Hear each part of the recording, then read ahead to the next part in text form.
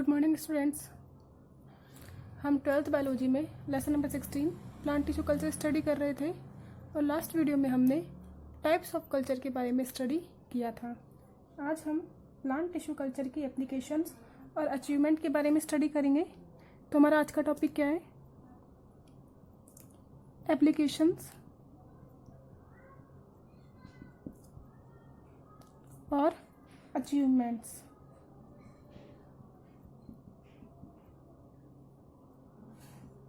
Applications और achievements of plant tissue culture.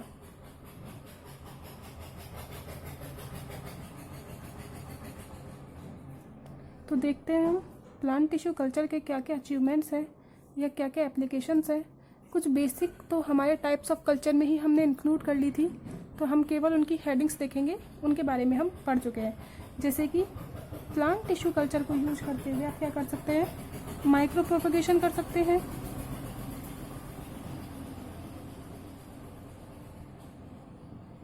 Micro propagation में हम कैलस का यूज करते हुए पूरे प्लांटलेट को फॉर्म कर सकते हैं और उस प्लांटलेट को हम इजी वे में बाहर जो भी आपका एनवायरनमेंट है उसमें आप इसे ग्रो कर सकते हैं। तो माइक्रो प्रोपगेशन जिन प्लांट के लिए यूज किया जाता है उन्हें हम क्या बोल देते हैं? Noble plants. क्या बोल देते हैं उन्हें? हम नोबल प्लांट्स बोल देते हैं। और इन नोबल प्लांट्स का इंडस्ट्रियल इम्पोर्टेंस होता है। इनका इंडस्ट्रियल क्या होता है? आपका इम्पोर्टेंस इन प्लांट्स का होता है। तो पहला जो इसका अचीवमेंट था वो क्या था कि हमने माइक्रो प्रोपगेशन की जो प्रोसेस है वो कर सकते हैं। और इस माइक्रो प्रोपगेशन में हम लेस टाइम और लेस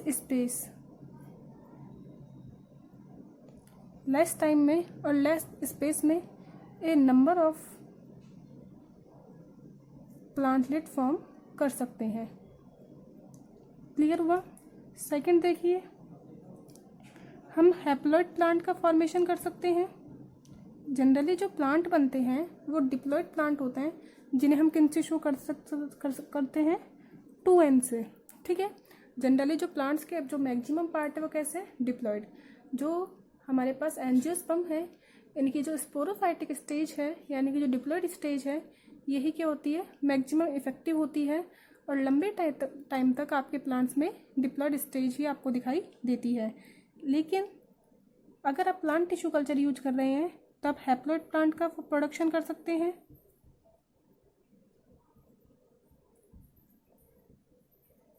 और हैप्लॉइड प्लांट के प्रोडक्शन के लिए आपको क्या यूज करना पड़ेगा? पॉलन ग्रेन, क्योंकि यही कैसे होते हैं? आपके हैप्लॉइड होते हैं। तो अगर आप पॉलन ग्रेन को कल्चर मीडियम में ग्रो कराएंगे तो आपको क्या मिल सकता है? हैप्लॉइड प्लांट का फॉर्मेशन इसमें हो सकता है। इसी तरीके से हम ट्रिप्लॉइड प्लांट का फॉर्मेशन कर सकते हैं।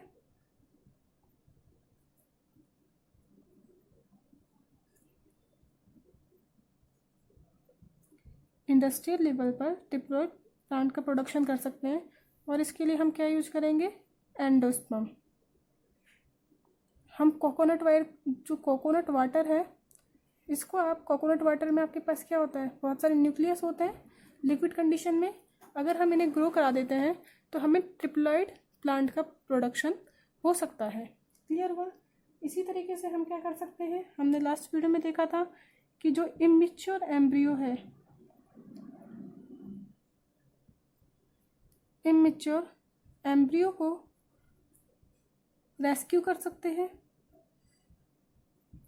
या हम सोमेटिक एम्ब्रियो का भी फॉर्मेशन कर सकते हैं।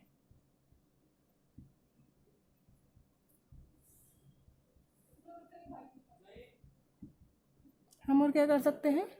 जो इमेच्योर एम्ब्रियो है इन्हें रेस्क्यू कर सकते हैं, इन्हें मैच्योर कर सकते हैं, और इसी के साथ साथ हम सोमेटिक एम्ब्रियो का भी प्रोडक्शन कर सकते हैं। अब देखिए यहाँ पे हम एंड्रोजीनस प्लांट भी फॉर्म कर सकते हैं। आप किसी स्पेशल सेक्स वाले प्लांट, आप यूनिसेक्सुअल प्लांट का फॉर्मेशन कर सकते हैं।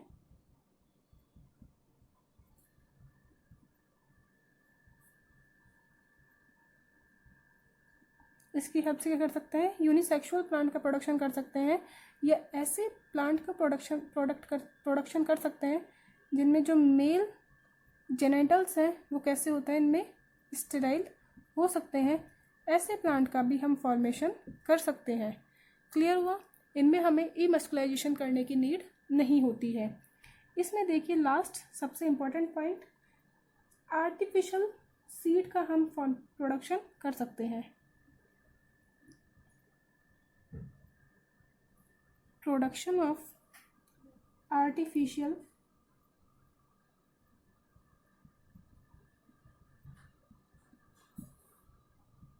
सीड और एनकैप्सुलेटेड सीड।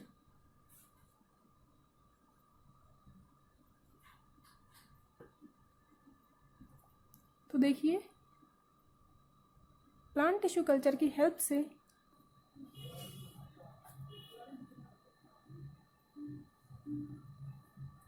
आर्टिफिशियल सीड या एनकैप्सुलेटेड सीड का फॉर्मेशन कर सकते हैं। देखिए जैसा मैंने आपको बताया कि हम सोमेटिक एम्ब्रियो का प्रोडक्शन कर सकते हैं। अब इस सोमेटिक एम्ब्रियो को आपको क्या करना है, ट्रांसफ़र करना है, लेकिन डिस्टेंस क्या है, ज़्यादा। इस एम्ब्रियो को आपको लॉन्ग डिस्टेंस तक ट्रांसफ़र करना है।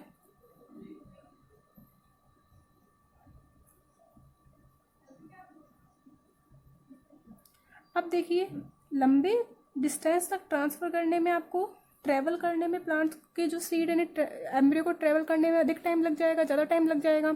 और टाइम का ही मैनेजमेंट है, अगर टाइम ज़्यादा हो गया तो ये एम्ब्रियो डेड हो सकते हैं, आपके इनएक्टिव हो सकते हैं। तो हम क्या करते हैं, इन एम्ब्रियो के ऊपर केमिकल का एक कैप्सूल बना देते हैं। केमिकल से एक वॉल का फॉर्मेशन कर देते हैं, कैप्सूल बना देते हैं, और अब ये ईजी वे में लॉन्ग डिस्टेंस तक हम इन्हें ट्रैवल करा सकते हैं या ट्रांसफ़र करा सकते हैं। अब जैसे ही आप इनके ऊपर केमिकल का कैप्सूल कर देंगे तो इसे ही हम क्या बोल देते हैं, आर्टिफिशियल सीड। क्योंकि जब आपने डाइकॉट सीड पढ़ा होगा तो आपने देखा होगा कि सीड की स्ट्रक्चर में क्या क्या होता है। जब आप सीड की स्ट्रक्चर देखते हैं तो सपोज कीजिए हमने डाइकॉट सीड लिया, तो डाइकॉट सीड की स्ट्रक्चर में एक तो आपके पास सीड कोट होगा डबल, जिसमें टेस्टा एंड टेगमेन, और इनके अंदर क्या होता है, आपके पास एम्ब्रियो है। यानी कि एम्ब्रियो के ऊपर अगर सीड कोट प्रेजेंट है तो इसे हमने क्या बोल दिया था, सीड। ये क्या है, एम्ब्रियो। अब हम क्या कर रहे हैं, हमने भी सोमेटिक एम्ब्रियो का फॉर्मेशन तो कर लिया है। इस सोमेटिक एम्ब्रियो के ऊपर हम क्या कर रहे हैं, कैप्सूल का फॉर्मेशन कर रहे हैं। और यह है कैप्सूल किसका है, केमिकल। यहाँ पे हम केमिकल लेते हैं सोडियम एल्जीन का, या सोडियम एल्जीनेट का। हम क्या करते हैं, इसके चारों तरफ एक वॉल बना देते हैं, कैप्सूल बना देते हैं। इसी कैप्सूल के अंदर न्यूट्रिशियस मीडियम होता है, वाटर होता है थोड़ा सा, जिससे कि आपका एम्ब्रियो लंबे टाइम तक सर्वाइव कर सके। तो इस प्रोसेस में अब जो सीड फॉर्म हुआ है इसे हमने क्या कह दिया है, आर्टिफिशियल सीड। तो देखिए, तो एम्ब्रियोजेनेसिस से आपने जो सोमेटिक एम्ब्रियो को डेवलप किया है, इसको ही कैप्सुलेटेड करके हम क्या कर देते हैं, हार्ड कर देंगे। और ये ऐसे जो सीड है ये स्टोरेज में और ट्रांसपोर्टेशन में क्या होता है, ये हेल्पफुल होते हैं। तो क्या बेनिफिट हुआ इसका, देखिए इनका आप इजी वे में स्टोरेज कर सकते हैं और इन्हें आप इजी वे में लॉन्ग डिस्टेंस तक ट्रांसफ़र कर सकते हैं। तो हम इनका इजी वे में स्टोरेज कर सकते हैं और इजी वे में इनका ट्रांसफ़र कर सकते हैं। तो जो फर्स्ट आपका आर्टिफिशियल सीड था, इसका प्रोडक्शन किसने किया था, सबसे पहले मुराशिगे ने।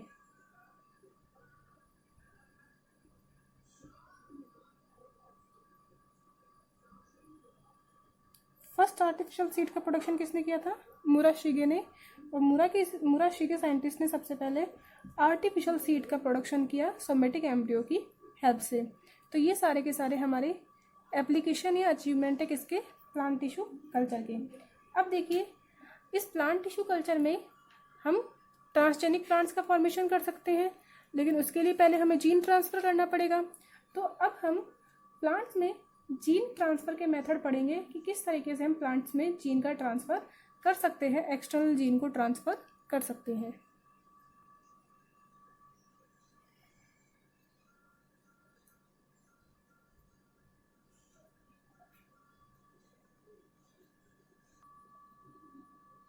तो देखिए हमारा आज का नेक्स्ट टॉपिक है methods of gene transfer in plants.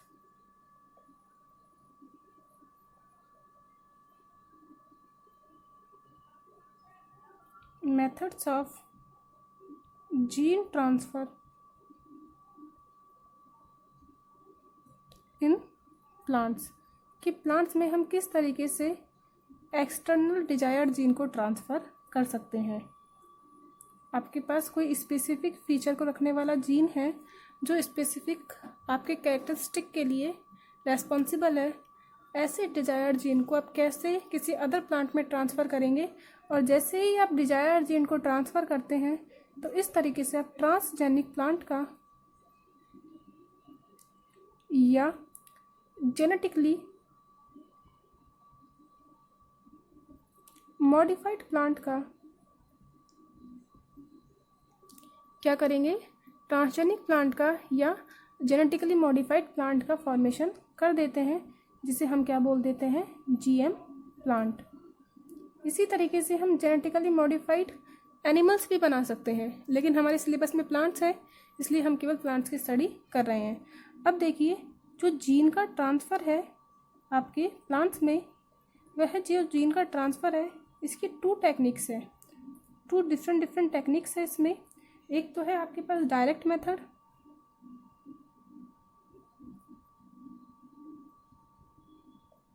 या जीन ट्रांसफ़र की डायरेक्ट टेक्निक, और दूसरा है हमारे पास इनडायरेक्ट मेथड।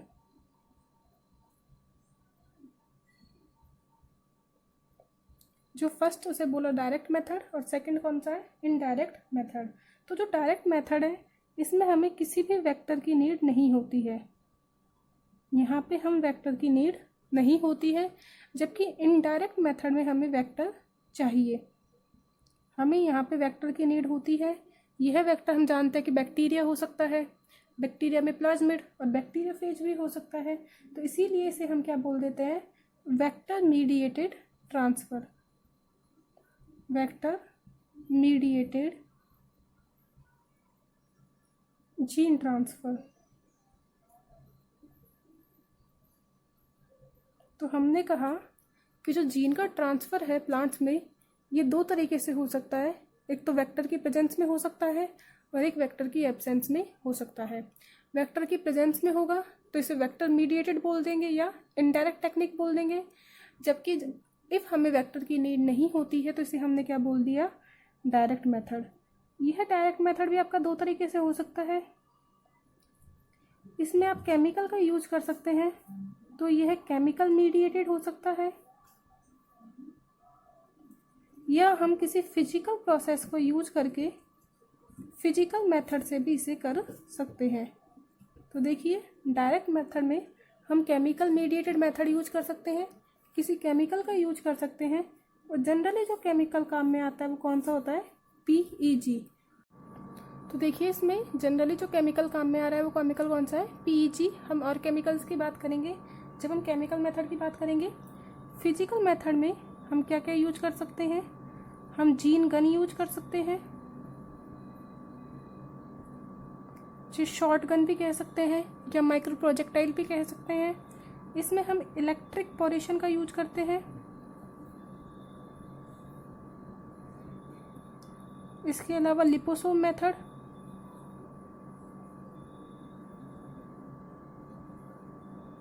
और लास्ट इसमें जो मेथड हम यूज करते हैं वो वाला मेथड है माइक्रो इंजेक्शन, जो जनरली सबसे ज़्यादा यूज होता है, माइक्रो इंजेक्शन। और सबसे ज़्यादा यूजफुल मेथड भी इसमें यही है आपका फिजिकल मेथड में, माइक्रो इंजेक्शन का मेथड। जब हम इनडायरेक्ट मेथड की बात करते हैं तो हम वेक्टर यूज करेंगे, वो वेक्टर बैक्टीरिया हो सकता है या वायरस हो सकता है, ठीक है। बैक्टीरिया में हम एग्रोबैक्टीरियम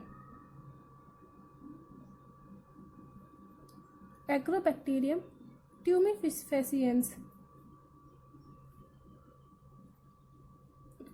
तो बैक्टीरिया कौन सा यूज करेंगे हम, एग्रोबैक्टीरियम ट्यूमिफेसिएंस बैक्टीरिया यूज करेंगे। और वायरस में हम कॉलिमो वायरस या जेमिनी वायरस की हेल्प से जीन को ट्रांसफ़र कर सकते हैं। तो ये हमारा एक आउटलाइन डायग्राम था कि किस किस तरीके से हम प्लांट में जीन का ट्रांसफ़र कर सकते हैं। तो देखिए, डायरेक्ट मेथड और इनडायरेक्ट मेथड। डायरेक्ट मेथड में हमें वेक्टर की नीड नहीं होती है, जबकि इनडायरेक्ट मेथड में हमें वेक्टर की नीड होती है। अब डायरेक्ट मेथड में हम केमिकल का भी हेल्प कर सकते हैं और हम फिजिकल मेथड से कर सकते हैं। इसमें पॉलीइथाइलिन ग्लाइकॉल सबसे ज़्यादा यूज आने वाला केमिकल है। क्लियर हुआ? अब देखिए, फिजिकल मेथड में जीन गन को यूज कर सकते हैं आप, इलेक्ट्रिक पोरेशन कर सकते हैं, इलेक्ट्रिक शॉक से आप सेल वॉल में पोर फॉर्म कर सकते हैं, लिपोसोम मेथड और माइक्रो इंजेक्शन वाला मेथड। क्लियर हुआ? यहाँ पे हम बैक्टीरिया यूज कर सकते हैं या वायरस का यूज कर सकते हैं। और वायरस कौन कौन से काम में आएंगे? कॉलिमो वायरस और जेमिनी वायरस। तो आज हमने ये आउटलाइन आइडिया, ये एलिमेंट्री आइडिया देख लिया है। नेक्स्ट वीडियो में हम इनडायरेक्ट और इनडायरेक्ट मेथड के बारे में इलैबोरेट करेंगे और इसका पूरा डिस्क्रिप्शन हम देखेंगे। आज के लिए इतना ही।